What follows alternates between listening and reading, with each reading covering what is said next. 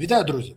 До того, як ви почнете радіти через інформацію, яку я вам буду розповідати, дочекайтеся все ж таки кінця. Бо, скажімо так, щоб потім не розчаровуватись, але початок буде суперовий. Пам'ятаєте усі ці історії, коли для укриттів і бомбосховищ купувалися овочерізки, барабани, стільці по космічних цінах і навіть електропательні? Пам'ятаєте? Так от, перша історія про овочерізки для укриттів підійшла до кінця. Посадовицю РДА Києва засудили до 7 років тюрми з конфіскацією. Йдеться про Ольгу Дроздову, яка була начальницею відділу управління освіти Дніпровського РДА.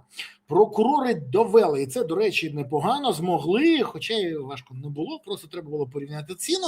Так от, щоб посадовиця, яка займала посаду, ще раз кажу, начальниця відділу управління освіти, але приймала рішення, тому що була близькою людиною до керівника РДА, так от вона приймала рішення про укладання договорів на овочерізки і на стільці. Увага! Вона допустила переплату на прикладання договорів на овочерізки на 460 тисяч гривень і майже 1,3 мільйона гривень за стільці. Переплатила. Ну, сумарно 2 ляма на карман. У кишеню. Але ні, це російська історія. Тому на карман. Що спочатку я хотіла дати 5 років, але за сукупністю вироків суд призначив їй 7 років у позбавлення волі з конфіскацією майна та забороною обіймати відповідні посади строком на 3 роки. Йдеться в повідомленні. Овації. Нарешті ми бачимо, як першого чиновника, який причетний до розкрадання і корупції на укриттях і на бомбосховищах карають. І зразу хочу нагадати, що керівництво в РДА призначає особисто Володимир Зеленський. А всі інші посади узгоджуються з ОП і іншими інтересантами. Далі по квоті, але все через Офіс президента. Тож кожна людина, яка приходить, вона поставлена президентом, і далі вона каже, можна поставити тут своїх, і далі буду якось крутитися. Ну, ми бачимо як. А так це ні-ні-ні. І тут включається, вибачте, негативчик. Тому що сама Дроздова покинула територію України наприкінці серпня 2025 року. Вона виїхала з України за день до запланованого допиту та вручення підозри. Дивний збіг обставин. Ну ніколи ж такого не було, і тут сталося. Розумієте? В понеділок вона виїжджає, знаючи, що у вівторок їй будуть вручати підозру, затримувати. Найцікавіше, що коли пишуть про арешт майна, то вона теж встигла все переписати. Як і виїхати за кордон? Мабуть, знову збіг обставин, бо інакше це і бути не може. І що хочеться сказати? От вона виїхала за день до отримання підозри і допиту. Міндіч виїхав за декілька годин до обшуку. Дениса Комарницького і Влада Трубіцина вивезли напередодні дачі показів НАБУ. Ті, хто забули, нагадаю.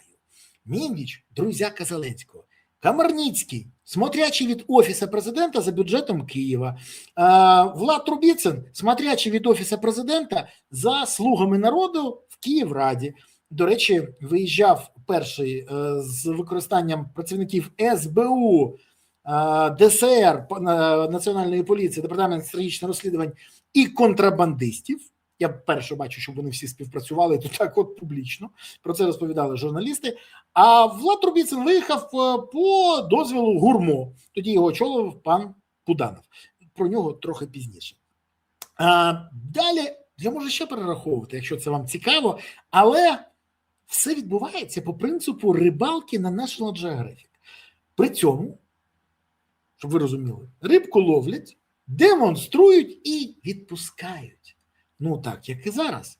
І от мені цікаво, оця Ольга Дроздова сидить зараз і регоче, бо вона все розуміє дуже добре. Що відбулося? Дайте я поясню.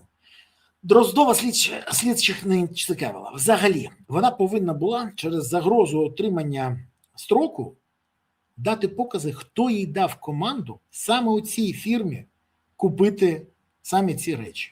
Стільці і овочерізки. Більше того, вона повинна була дати докази, і вона була вже готова. Але хтось їй сказав, що дурочка, валі. На грошеня ти валі. Скоріше за все так. Це на мій хлопський розум.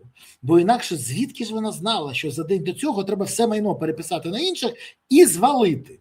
До речі, допомогли їй швидесенько все переписати. Це окрема історія. Ну і далі знаходиться за кордоном і її забезпечують, аби не поверталась і не казала. Зразу думка, якщо вона вже рік за кордоном, то як же непогано накрали, що забезпечують її, аби вона жила там і не поверталася. І гроші на це виділяють, бо якщо не виділяти, вона повернеться, дасть покази, їй скасують строк, а вона, як викривач, ще й набуде якусь там премію. Але бачите, що відбувається? В Офісі не хочуть, щоб видавали покази на тих, кого вони призначили. Вони цього бояться. Так само, як вони боялися, що Комарницький дасть покази, хто саме координував з ним дії і рішення по Київраді в Офісі президента. На Банковій так пересрали, що вивозили його на бусику, на якому вивозили завжди, скажімо так, окремих людей. Більше того, там є питання.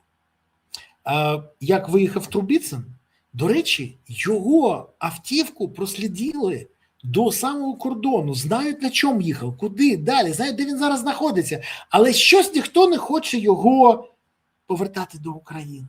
Якось дивно співпало, що наші антикорупційні органи поки що не цікавляться їм. Заяви лунають про Міндіча, які нещодавно оголосили, що будуть вимагати повернення з Ізраїлю, при тому, що договору про екстрадицію з Ізраїлю немає.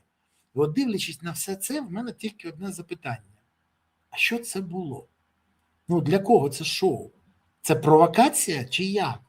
Бо всі ж розуміють, що фактично врятували ту людину, яка скоїла злочин, від того, щоб вона дала покази на організаторів. Ну, це точно боротьба з корупцією, бо я ж бачу, як і Єрмак працює без підозри, і вся вертикаль Єрмака працює без підозри. І в мене тільки одне запитаннячко. Ну, щоб я не помилився, бо, знаєте, ну, кажемо так, люди ми всі дорослі, все може бути. А це справжня боротьба з корупцією, бо Буданов зараз ходив на захід, який організував ЦПК, Центр протидії корупції. І жодна людина не запитала його там: пане Буданов, як вам співпрацюється з Олегом Татаровим? Щось наші антикорупціонери професійні язика в дупу собі засунули. І я зрозуміти не можу. А що ж так? Невже не цікаво було? Бо Буданов зробив заяву. Ну і це дійсно важливо. Корупція в Україні починається там, де є ручне управління та існує телефонне право. А ніхто ж не знає, що Татаров користується телефонним правом. Коли він давав команди по мені, і ДВКР СБУ мене особисто переслідувала, то мені цікаво, це було по телефону, чи це було очі в очі? В будь-якому випадку, пане Буданов, ви не хочете розібратися з цією історією, бо дуже цікаво. І коли ви запрошуєте всіх активних громадян до співпраці в Офісі президента, в тому числі питання боротьби з корупцією, ми відкриті до здорових ініціатив та конструктивних пропозицій. Так, я готовий вам надавати консультації, казати, хто, де, як. Але почнемо з того, що коли ви кажете про телефонне право, хто зателефонував ГУРМО і сказав випустити Влада Трубіцина по дозвілу ГУРМО. Дайте відповідь, і ми почнемо вже казати про те, що Буданов – лідер боротьби з корупцією. Ну, бо якби виглядає не дуже. Більше того, Татаров і Єрмак – це основа телефонного права. Ну, далі пан Буданов повинен знати, що робити. Бо якщо не знає, дуже дивно, мені здавалось, все на поверхні. Ну, а ви зараз напишіть в коментарях, будь ласка, як ви вважаєте, це у нас National Geographic чи боротьба з корупцією? Чи це у нас боротьба з корупцією на каналі National Geographic? А вам я дякую за те, що ви дивитесь цей канал, підписалися на нього, поставили вподобайки, прокоментували, поширили відео, і окрема подяка за те, що не забувайте радити канал своїм друзям, знайомим і сусідам. Родичам, колегам, всім. Дякую вам за це. Але головне, підтримуйте ЗСУ, бо ЗСУ – це головна сила, яка є запорукою того, що Україна майбутнє. Є ЗСУ, є майбутнє. Тому гуртуємось навколо ЗСУ, щоб у України було майбутнє. Гідне майбутнє. Гуртуємось разом. І все буде Україна. Дякую вам. Па-па.